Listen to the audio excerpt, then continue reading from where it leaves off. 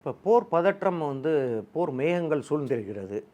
பாகிஸ்தான் ப்ரீஎம்ப்டிவாக தன்னுடைய இன்டென்ஷன் அவனோட நோக்கத்தை நமக்கு வெளிப்படையாக தெரிவித்து விட்டார்.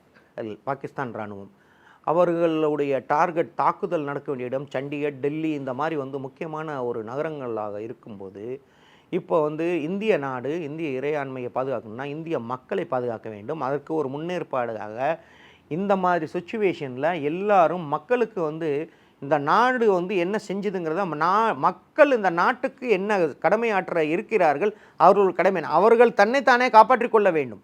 இந்த நாட்டின் சொத்தை காப்பாற்ற வேண்டும், மற்றவர்களுக்கு உதவ வேண்டும். அப்படி இருக்கும்போது ஃபஸ்ட்டு மக்களாகிய நம்மளை நாமே காப்பாற்றி கொண்டால் இந்த நாட்டிற்கு அதனுடைய ரெஸ்பான்சிபிலிட்டியில் பாதி குறைஞ்சிரும். அதனால் ஒரு பொறுப்புணர்ந்த ஒரு சிட்டிசன் இந்த மாதிரி ஒரு கைட்லைன்ஸ் வரும்போது மினிஸ்ட்ரி ஆஃப் ஹோம் அஃபேர்ஸ்லேருந்து வரும்போது ஏர் ரைட் சைரன் வரும், யாரும் வீட்டை விட்டு வெளில போகாதீங்க, வெளியில் இருந்தால் வீட்டுக்குள்ளே போயிருங்க, உங்கள் பில்டிங்கில் பேஸ்மெண்ட் இருந்தால் பேஸ்மெண்ட்டுக்கு போயிருங்க அப்படின்னு சொல்கிறது ஒரு முன்னெச்சரிக்கை நடவடிக்கை.